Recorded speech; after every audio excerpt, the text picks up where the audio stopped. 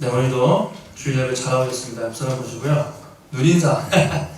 나중에 이거 풀리면 악수도 하고 해주시고요. 오늘은 이렇게 눈으로 한번 많이 안 나오셨으니까 일단 읽을 때는 뒤에 보시면서 다 한번 눈으로 반갑습니다. 잘 나오셨습니다. 인사하겠습니다. 네, 잘 나오셨습니다. 네, 오늘도 일부 예배 나오신 여러분 환영하고요. 제가 신명기 6장 신비의 새긴 말씀이라는 제목으로 함께 은혜를 나누고자 합니다. 우리가 지난주에 국가의 또 리더를 뽑는 중요한 총선을 선거를 치렀습니다. 이제 아마 코로나 때문에 많은 사람들이 선거 투표율이 낮을 것이다 예상을 했지만 참 많은 사람들이 나와서 투표를 했던 것을 보았습니다. 보면서 우리나라뿐만 아니라 외신에서도 와 대단하다, 그렇죠? 코로나 속에서 그렇게 안정적으로 투표를 하는 거 보면서 또 해외에서도 그런 대단하다는 반응을 많이 보였죠.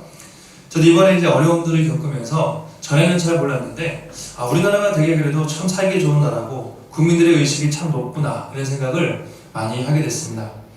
그동안 우리가 선진국이라고 했던 미국, 유럽 이런 나라들이 코로나 때문에 상당히 어려움을 겪고 뿐만 아니라 그런 어떤 국민들의 의식, 시민의식이 그 사람들 보니까 평소에는 막 이렇게 우리 선진국인 줄 알았지만 고난 앞에서는 막 사재기하고 집에다가 막 채워놓고 막 그런 일이 많지 않습니까?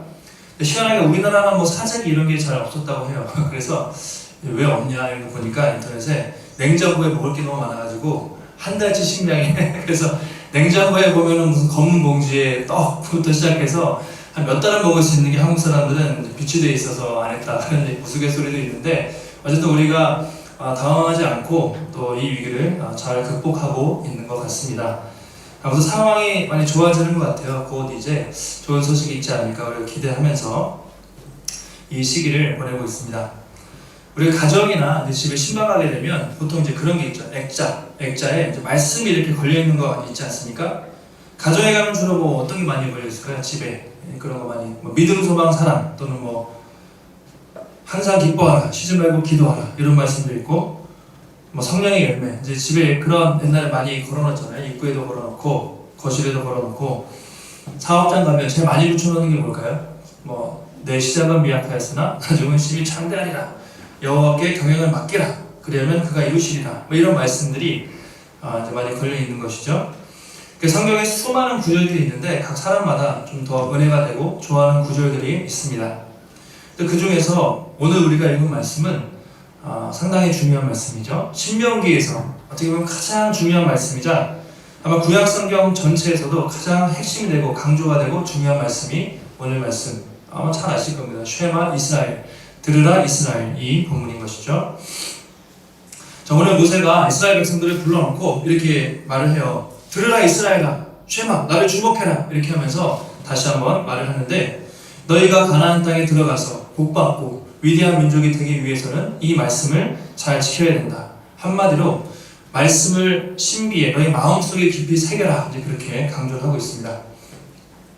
앞장 5장에 보면 신명기 5장은 십계명에 대한 말씀이죠. 우리가 잘 아는 십계명에 대한 말씀을 하나씩 설명해 주고 있고요.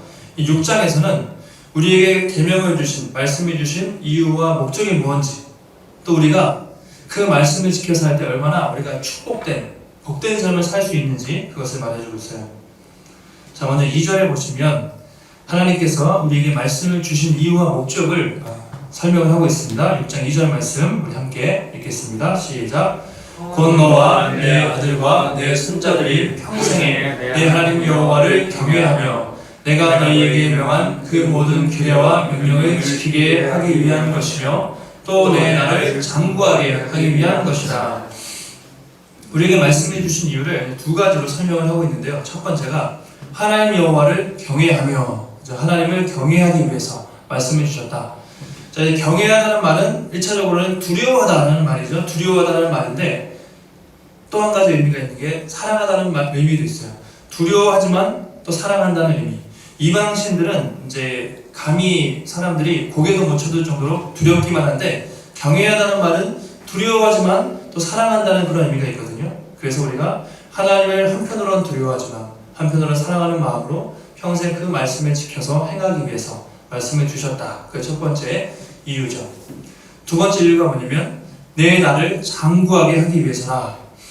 너희가 가나안 땅에 들어갔을 때 너의 삶, 너의 개인적인 삶과 이스라엘 국가가 장구하게 복을 받고 오래오래 살 수 있도록 한마디로 복을 주기 위해서 이 말씀을 주었다고 그렇게 설명을 하고 있습니다. 3절에 조금 더 자세히 설명해요. 그 이유를 3절에 설명하는데 제가 읽어보겠습니다. 이스라엘아 듣고 삼가 그것을 행하라. 그리하면 내가 복을 받고 네 조상들이 하나님 여호와께서 내게 허락하신 같이 젖과 꿀이 흐르는 땅에서 내가 크게 번성하리라. 그렇게 말하고 있습니다. 자, 말씀을 지켜서 살 때 복을 받고 가나안 땅에 들어가서 젖과 꿀이 흐르는 땅에 들어가서 크게 번성할 것이다. 그렇게 말하고 있어요. 이스라엘아 듣고 이제 쉐마, 이게 듣다라는 말이 쉐마 또는 샤마 이렇게 말하는데요. 이게 어떤 의미냐면 신명기에서 들으라 이스라엘, 원어로 샤마 이스라엘. 이제 원래는 이스라엘아 듣고라고 되어 있는데 원어는 다 듣고 샤마 동사 먼저 항상 나와 있어요. 그만큼 이 듣다라는 말이 중요한데 이게 그냥 듣기만 하는 것이 아니라 잘 듣고 순종한다는 거예요. 우리가 그런 표현 쓰잖아요. 내가 듣고 싶은 것만 가려서 듣는다. 사람들이 그러는데 듣고 한 귀로 듣고 흐리는 게 아니라 말씀에 듣고 마음에 새기고 순종하고 행동하는 것, 이게 샤마입니다. 그래서 너희들 주목해서 듣고 잘 듣고 그대로 순종해라. 샤마 이스라엘, 그런 의미로 말하는 것이죠. 하나님의 말씀을 잘 듣고 순종하면 네가 복을 받고 그 땅에 가서 크게 번성할 것이다. 그렇게 말하고 있습니다. 좀 이상하다는 생각이 들었습니다. 복 받는 비결, 우리가 되게 복을 좋아하는데 어떻게 하면 우리가 복을 받고 번성할 것인가? 세상적인 기준과는 많이 다른 것 같아요. 세상적으로 나라가 지금 이제 나라가 없잖아요.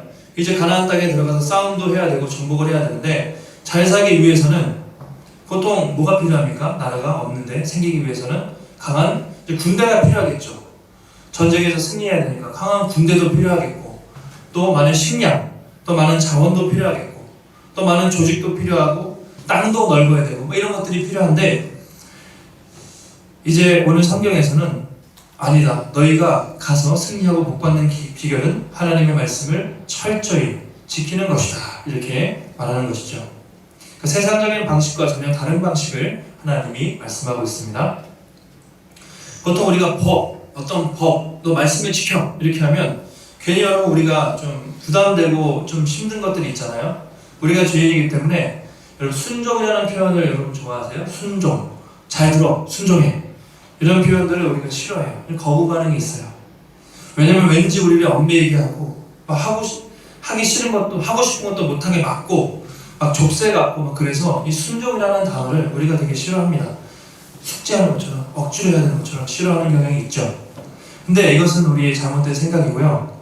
오늘 하나님은 이스라엘 백성들에게 법을 주시고 말씀을 주시는 이유가 너희를 괴롭히고 너희를 올가매고 너희를 통제하기 위한 것이 아니라 너희가 더 큰 축복을 받고 너희가 번성하기 위해서 내가 이 말씀을 주는 것이다. 그렇게 하나님이 말씀을 하고 있습니다.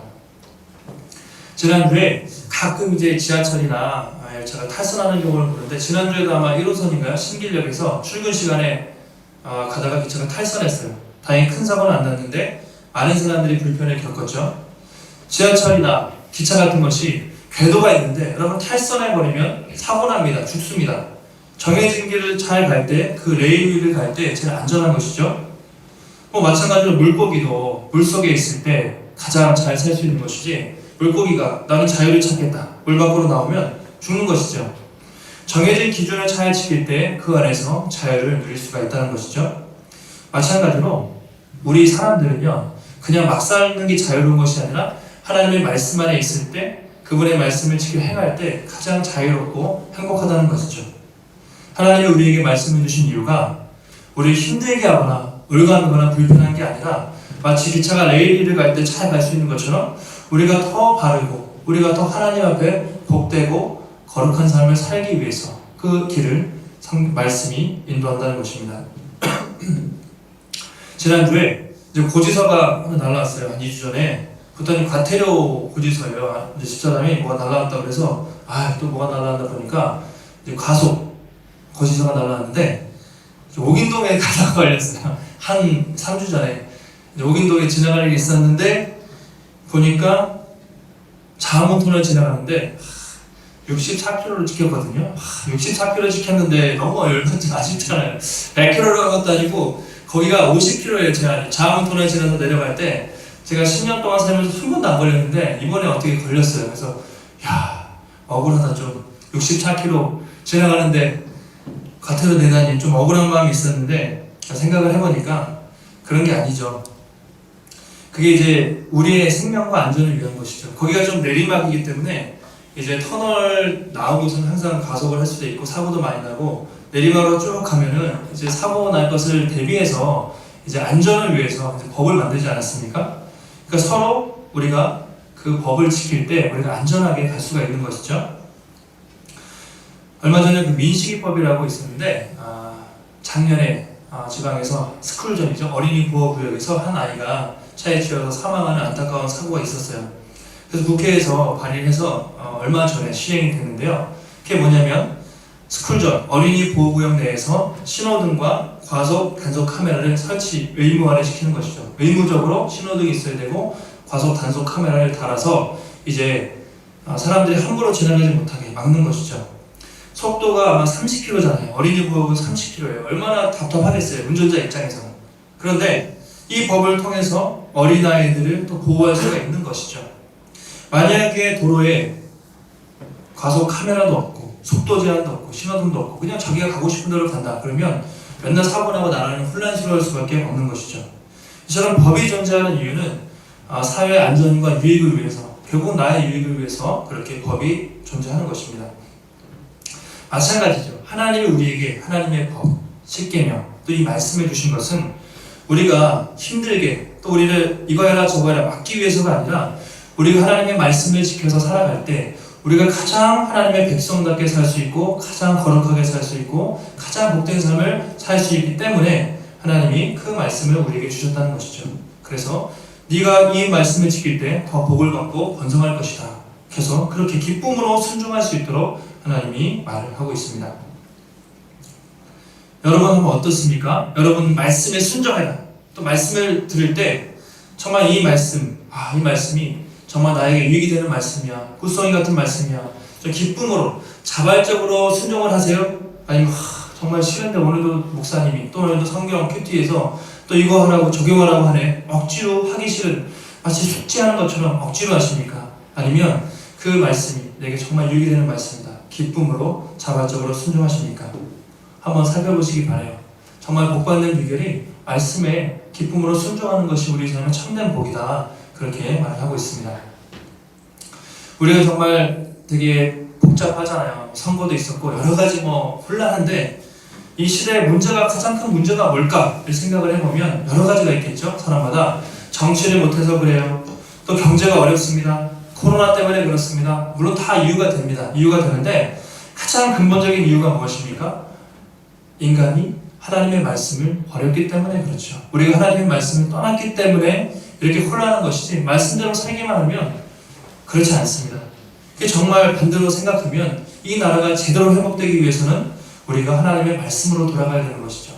또 교회가 다시금 회복되기 위해서는 하나님의 말씀으로 철저히 돌아가야 하는 것입니다. 실제로 중세 시대에 교회가 카톨릭이 오래됐잖아요. 그래서 타락했잖아요. 그래서 사람들이 가장 많이 외쳤던 것이 뭐냐면 구호가 있었는데 아드 푼테스라는 거였습니다. 아드 푼테스.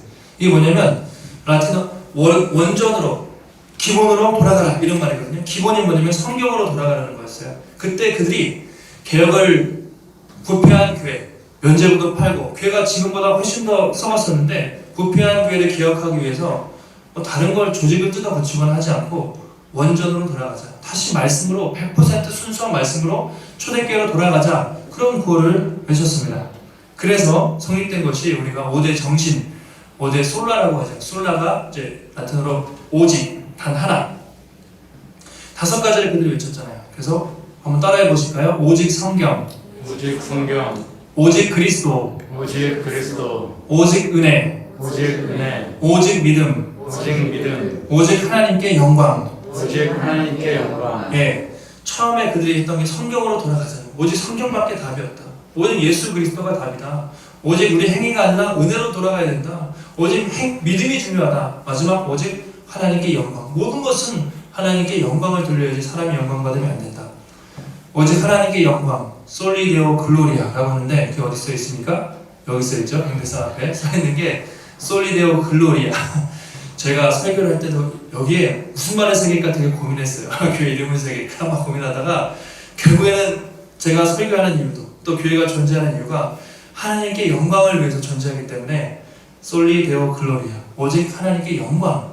근데 그렇게 종교개혁자를 외쳤고 그래서 교회가 개혁돼서 다시 개신교가 이렇게 살아나게 된 것이죠.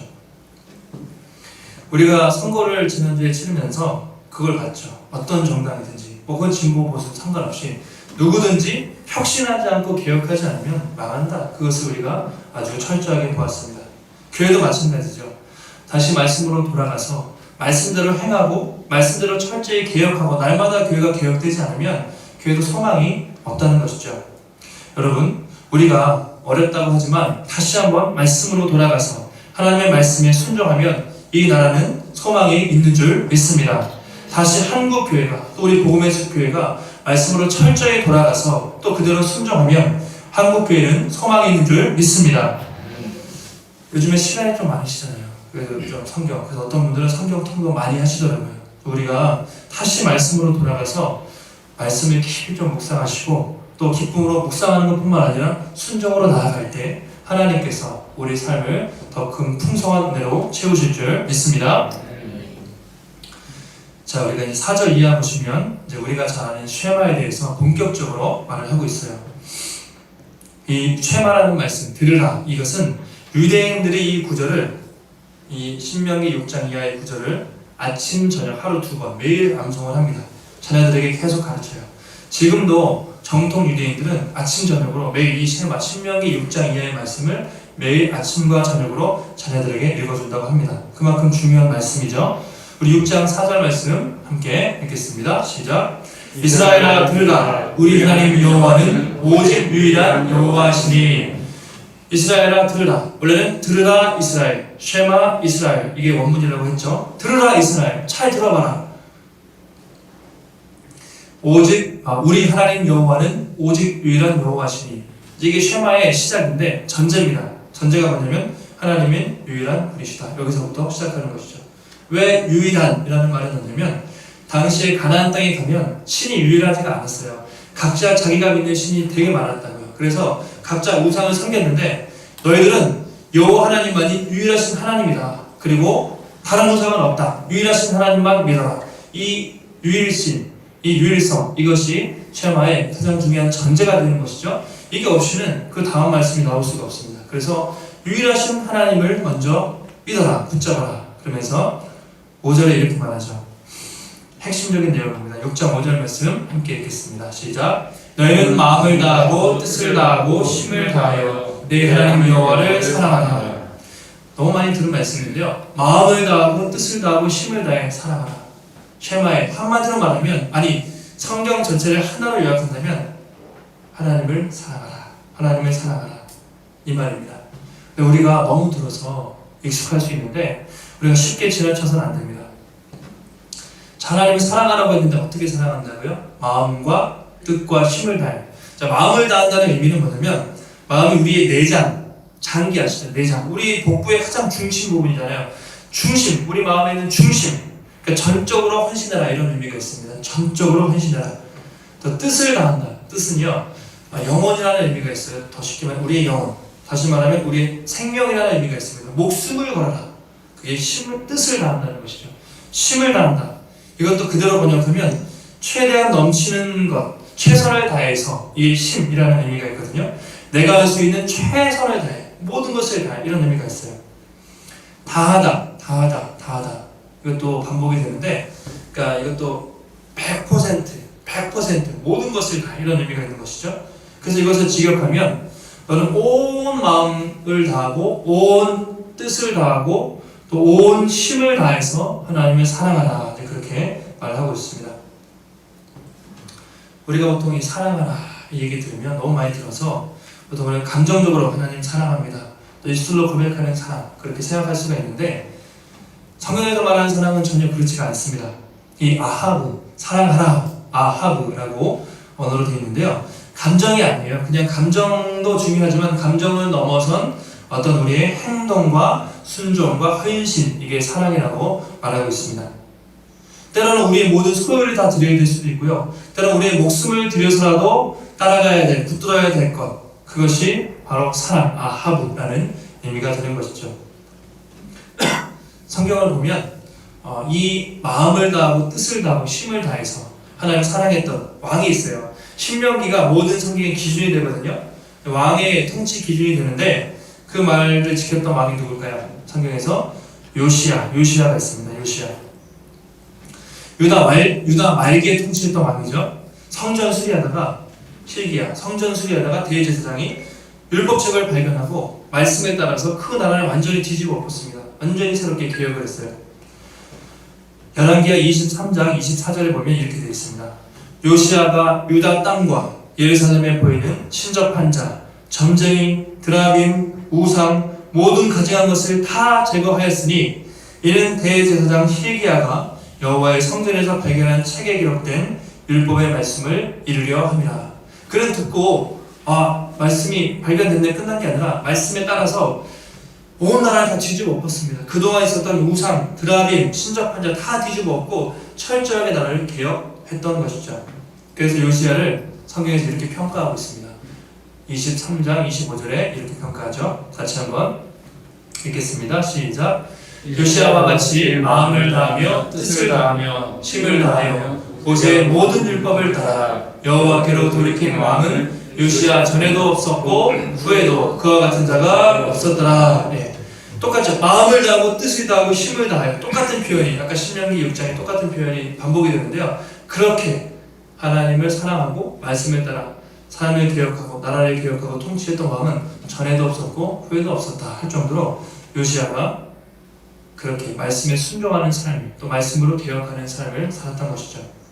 하나님을 사랑한다는 표현은요, 그냥 감정적인 것을 훨씬 넘어서 일평생 걸리는 것이죠. 평생 하나님께 헌신하고 삶을 개혁하고 자신을 바꾸고 드리는 삶, 이것이 하나님을 사랑하는 것이죠. 그래서 우리가 율법에 대한 좀 편견을 버렸으면 좋겠어요. 율법, 또 십계명 또는 신명기 하면 이거 해라 저거 해라 부담스러운 법이 아니라 신명기에서 가장 많이 나오는 표현이 뭐냐면 하나님을 사랑하는 거예요. 이거 해라 저거 해라 하기 이전에 헌신 중심의 마음속에 마음을 다해 하나님을 사랑하라, 이 표현이 찾아보니까 신명기에만 21번이 나와요. 아까 아하브, 하나님을 사랑하라는 표현이 21번, 너무 많이 나옵니다. 6장, 7장 계속 나와요. 찾아보니까 끝도 없이 너희는 하나님을 사랑하라. 그러니까 너희는 이거 해라 저거 해라 그게 아니라 사랑해라 사랑해라 사랑해라. 그리고 이 말씀은 너희를 복주기 위해서 하는 것이다. 먼저 사랑하고 기쁨으로 순종해라. 끊임없이 그렇게 말하고 있습니다. 제가 너무 많아서 다 찾을 수가 없는데 그 중에 한 구절 찾아드리면 신명기 30장 20절에 보면 이렇게 말하고 있습니다. 내 하나님 여호와를 사랑하고 그의 말씀을 청정하며 또 그를 의지하라. 그는 내 생명이시요 내 장수이시니 여호와께서 내 조상 아브라함과 이삭과 야곱에게 주리라고 맹세하신 땅에 내가 거주하리라. 뭐라고 했죠? 먼저 여호와를 사랑하고 말씀을 청정하고 그를 의지하라. 그렇게 연결이 되는 것이죠. 결국 여러분 신명기를 보다 보면 말씀을 사랑하는 것, 하나님을 사랑하는 것과 하나님께 순종하라는 말씀이 거의 다 같이 나와요. 그러니까 결국 하나님을 사랑한다는 것은 그분의 말씀에 순종한다는 것과 거의 비슷합니다. 그러니까 어떤 학자가 하나님 사랑과 하나님께 순종은 사랑과 순종은 동의어다 이렇게 표현을 했어요. 저는 그게 맞는 말이라고 생각을 합니다. 그만큼 하나님을 사랑한다는 것은 입술로 붙여서는 되는 것이 아니라 우리 삶에 철저한 순종과 헌신으로 연결되어야 된다는 것이죠. 예수님도 많이 말씀하셨잖아요. 요한복음에서 너희가 나를 사랑하면 내 계명을 지키리라. 너희가 정말 나를 사랑하면 내 계명을 지킬 것이다.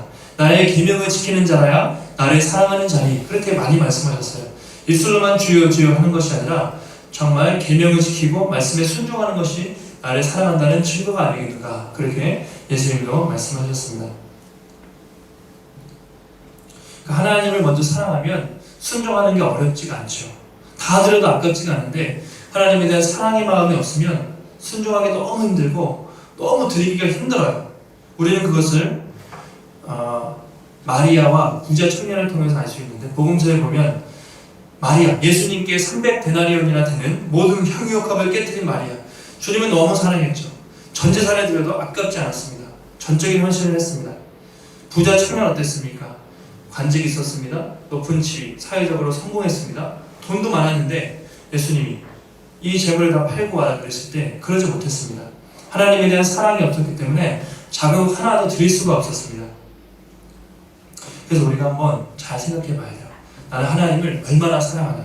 이 말을 다시 한번 생각하면 나는 얼마나 하나님의 말씀에 순종하나. 똑같은 말이죠. 나는 얼마큼 하나님을 사랑하는가. 다시 말하면 나는 얼마나 기쁜 마음으로 하나님의 말씀을 듣고 순종하고 있는가. 한번 우리 자신을 돌아보시길 바랍니다. 우리가 되게 부담스럽지만 여러분, 우리가 부담 가져서는 안 되는 게 성경에서는 뭐냐면 항상 이렇게 되어 있습니다. 하나님이 뭐죠? 먼저 우리를 사랑하셨다. 그걸 기억해야 돼요. 하나님 왜 이렇게 우리에게 높은 기준을 요구하십니까? 라는 생각이 들 수도 있지만 그렇지 않습니다. 바울이 로마서에서 뭐라고 하죠? 우리가 아직 죄인 되었을 때, 우리가 아직 하나님을 적대하고 하나님을 찾지 않고 죄 가운데 있을 때 그리스도께서 우리를 위해서 죽으심으로 하나님께서 우리에게 대한 자기의 사랑을 확증하셨다. 그렇게 말하고 있어요. 사도 요한도 이렇게 말합니다. 우리가 그를 사랑함은 그가 먼저 우리를 사랑하셨습니다. 그가 먼저 자신의 전부를 주는 사랑을 하셨기 때문에 사실 우리도 부족할지라도 아낌없이 사실은 우리가 그분께 사랑을 드리는 사람이 마땅하다는 것이죠. 그래서 6절 이하를 보면 그 하나님에 대한 사랑이 추상적으로 끝나는 것이 아니라 구체적으로 삶 속에서 어떻게 드러나야 하는지 말하고 있습니다. 그것이 우리 6절 이하 말씀인데요.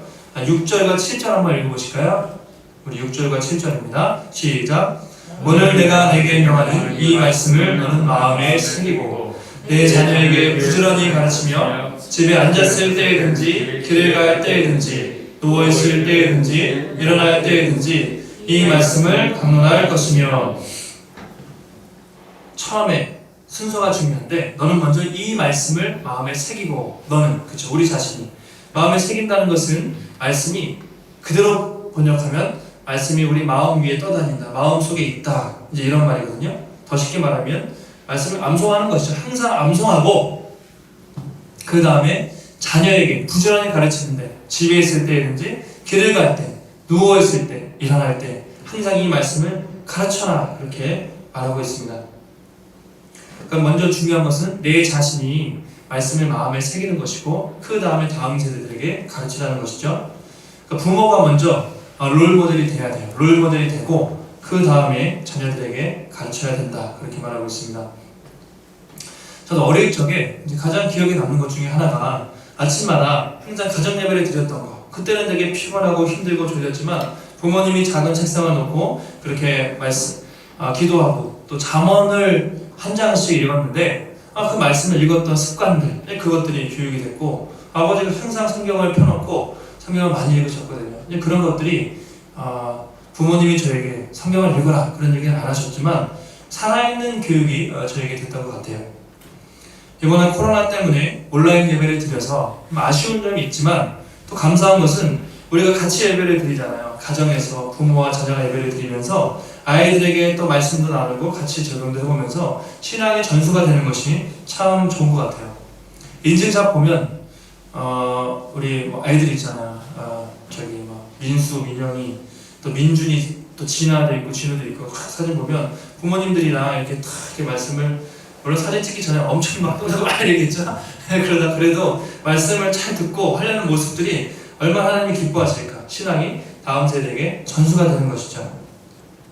저도 개척하면서 가장 좋은 점 중에 하나가 이제 새벽 기도하고 이제 큐티하는 거. 전에도 물론 하려고 했지만 이게 좀 쉽지 않았는데 좀 시간적인 여유가 있다 보니까 말씀을 아침에 묵상하고 기도하는 게 참 좋고, 저녁에도 아이들에게 이 말씀을 어린이 성경, 이야기 성경을 자기 전에 이제 애들한테 읽어주는데, 요새는 뭐 요셉 이야기, 모세 이야기 이런 것들을 며칠 전에 읽어줬어요. 그러면 애들이 질문도 하고 같이 나누면서 말씀을 같이 배워가는 것들이 참 감사하다, 그런 생각이 들었어요. 우리가 아마 대부분은 여기 오신 분들 가정은 그런 잘 되는 것 같아요. 근데 우리가 앞으로 좀 더 가정 예배, 그렇죠? 가정에서 드리는 예배가 더욱더 회복이 되면 좋겠다, 그런 생각을 해봤습니다. 또 하나님 사랑한다는 것은 뭐냐면 말씀의 영향력이 확장되는 것이에요. 그것이 8절과 9절에 있습니다. 우리 8절과 9절 함께 읽겠습니다. 시작. 너는 또 그것을 내 손목에 매어 기호를 삼으며 내 미간에 붙여 표를 삼고 또 내 집 문설주와 바깥문에 기록할지니라. 하나님의 말씀을 손목에 매어 기호로 삼고 미간에 붙여 표를 삼는다. 이것을 말하고 있습니다. 이것은 먼저 개인적으로 말씀을 묵상하는 것을 말하죠. 늘 말씀을 가까이 하는 것. 그래서 유대인들은 이 말씀을 문자적으로 지키기 위해서 어떻게 했습니까? 잘 아시죠? 경문, 테플린이라고 정말 여기 미간에도 붙이고 또 이 손목에도 붙였어요. 그러면서 지금도 아마 보수적인 정통 유대인들은 저렇게 한다고 해요. 예전에는 다 저렇게 했고 전에는 성경이 두루마리로 지금 책처럼 없었잖아요. 그래서 정말 붙였어요. 그래서 꺼내놓고 보고 손목에 놓고 보고 그렇게 늘 말씀을 가까이 하려고 노력했던 것이 바로 유대인들이었죠.